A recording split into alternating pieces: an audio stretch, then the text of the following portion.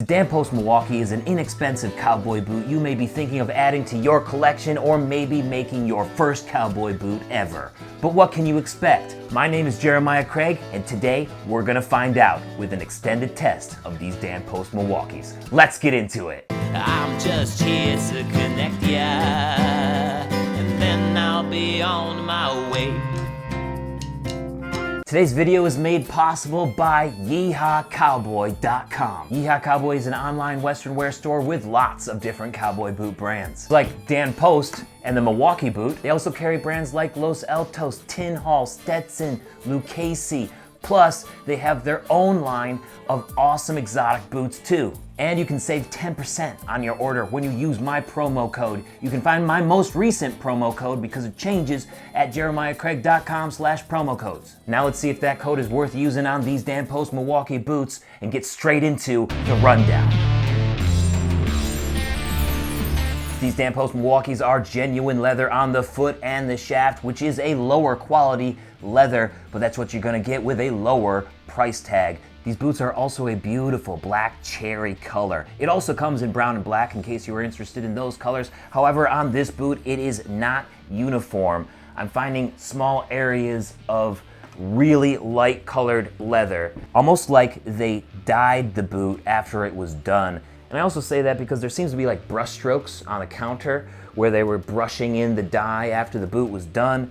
And because there was a spot missed down here where you can see the lighter color leather, it gives it sort of like a fake antique look, which you might like or might not like in a boot.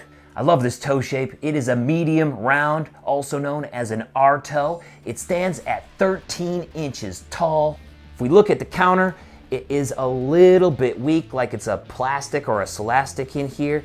If they were to do a leather counter though, it would increase the price significantly.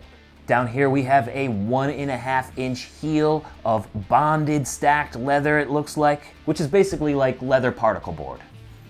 We also have a leather outsole here with nails and pegs along the side. It is also attached with a Goodyear welt, and that means that this boot can be resoled if you happen to wear this through. Inside we have a leather lining all the way through, but that leather lining is pretty thin and it's very wrinkly. It wasn't put tight together when they sewed it, so it gives it a really sloppy look inside, unfortunately. And for an insole, we have what Dan Post is calling their Cushion Comfort insole, which is basically just a layer of foam topped with a layer of nice soft leather. It is non-removable, so this insole is in here forever. Another thing about this boot that I actually really like is that there are so many different sizes. You have the narrow B widths, the average D widths, and the wide width boots out there. So no matter your size, you should be able to find a boot that fits with the Dan Post Milwaukee. They're made in Mexico and cost around $170 at YeehawCowboy.com, but when you use my promo code to save 10%, they actually cost around $156. Now let's try this boot on and see how it looks and feels. All right, got these Dan Post Black Cherry Milwaukee boots on right now, and I gotta say, I don't mind it at all. I love the fit.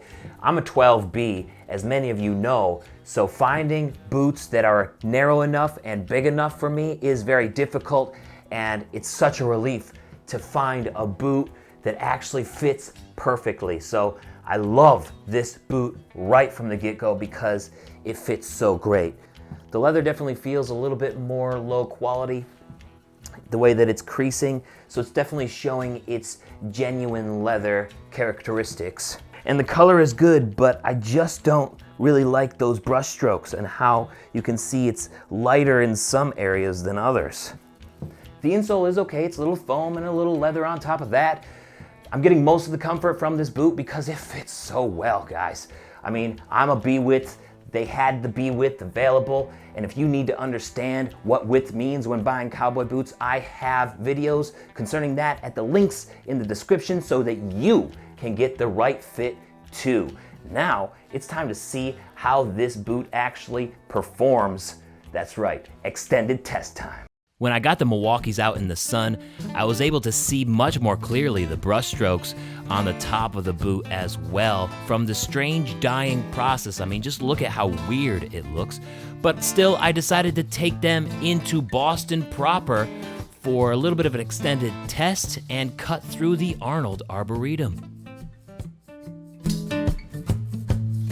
Man, I thought you were smarter than this. My only interests are cigars and interest. You're good for it is all you say, but you ain't won nothing since that horse Lucky Day. And so you see my dilemma now, and the need for collateral before you leave town. I keep a one for my Romeo and Juliet's, the other for your fingers. You say you want more money for a trip to Vegas.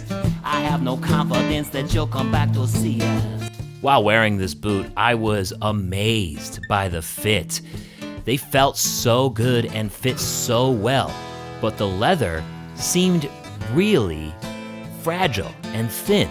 So I didn't want to stress these boots out too much because I could tell that they would tear if they were given too much work. But that doesn't mean that they don't look good in casual and formal situations.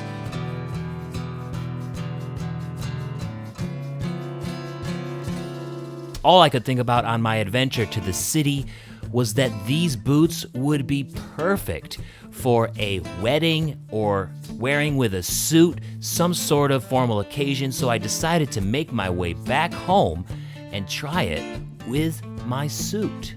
Here it is, and it looked really, really good, except for the fact that you could notice how wide the shafts were. The opening of this boot was extremely wide, and you can see how hung up it was on my dress pant. Now, there's something that you can do for this. It doesn't look that great, and you don't want to do it a lot, but you can take a shoelace and sort of tighten down the top to your legs so it doesn't look as bunched up when you're wearing dress pants. As you can see, it looks much better than the other leg that I didn't do it to. So this definitely proves that the Milwaukee makes for a great dress boot.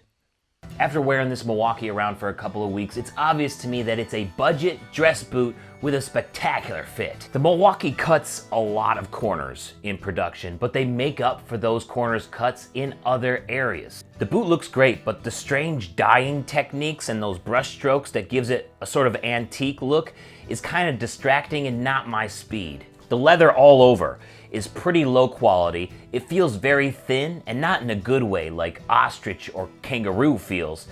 It feels like this is gonna tear and rip if you put it under any stress or try to work in extreme conditions in this boot.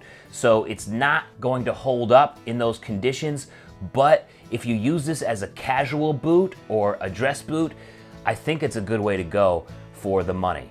As I was wearing this around, it became obvious that this welt here is also plastic. You can see the difference in color as this boot wears from the sole to the welt.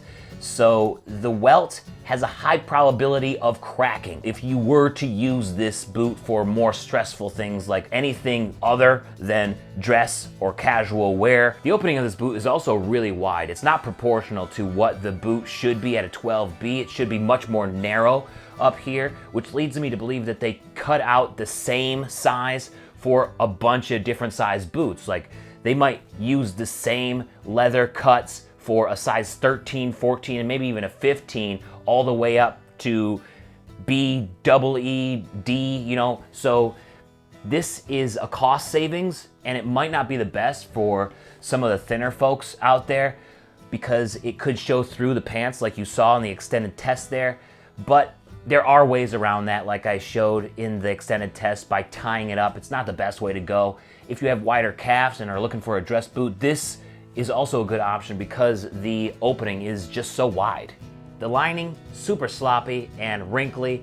I don't think it's a deal breaker for the price though. I mean, you have to expect there to be some corners cut and things not look as good on a $150 to a $175 boot, but it does look pretty crappy in there. The insole is okay. There's not a lot of cushion or support. Most of the comfort and where they really get it right with this boot is the fit. Seriously, this boot is perfect, true to size, and there's lots of room in this toe box. Many of you will choose not to go with a round toe cowboy boot because you're afraid of the amount of room that you get in the toe box because you think that it might squeeze your toes a little bit more, and that's not supposed to be the case. And Dan Post proves it with this boot. I have just as much room for my toes in this medium round toe boot that I do in some of the square toe boots that I have, because this is the correct size. They got the fit 100% right, and I swear that's the main value that you get with this Milwaukee boot. So if you guys are having trouble finding a boot that fits well, looks good in your budget range, you might want to try the Dan Post Milwaukee, because it just nails it on fit and it looks good. Even though you do have some of these brush strokes, you might not get that on the black boot or the brown boot. So, you know, if you're interested in getting this, head on over to yeehawcowboy.com and check it out. Huge thanks to them for making this video possible today. Don't forget to subscribe while you're here. Let me know what you think of the Dan Post Milwaukees down in the comments, and I will see you next time. Peace, everybody. Have a good one. The Dan Post Milwaukee, it fits so well, but it sure ain't a boot you can count on if you want to beat it to hell. No, no. Thank you for watching today. Why don't you check out this video up here about some Yeehaw Cowboy Cayman boots. Or I got a music video down here that I think you might enjoy. Don't forget to subscribe, and I'll see you next time. Peace. Have a great day.